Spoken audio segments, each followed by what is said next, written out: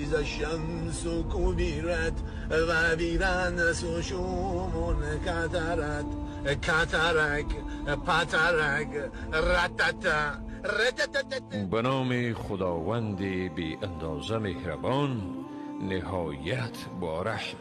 منافقان از این می ترسند که مبادا سوره‌ای درباره ایشان نازل شود که ایشان را به چیزی که در دلهایشان است آگاه می سازد. بگو تمسخر کنید، بیگمان خداوند چیزهایی را که از افشای آن می ترسید برملا کننده است. اگر از ایشان بپرسی با تأکید می گویند ما صرف حرفی می زدیم و مزاحی می کردیم. بگو آیا به خدا، آیات او و پیامبر او تمسخر می کردید؟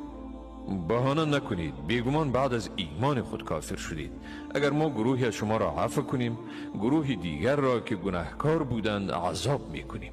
مردان منافق و زنان منافق از هم دیگرند، به کار بد امر می کنند و از کار پسندیده باز می دارند و دستهای خود را از داد و دهش فرو می بندند. خدا را فراموش کرده اند، پس او هم ایشان را فراموش کرد. بیگمان منافقان هم ایشانند فاسق. خداوند به مردان منافق و زنان منافق و کافران آتش دوزخ را وعده کرده است، در آن همیشه به سر می برند. این برایشان بسنده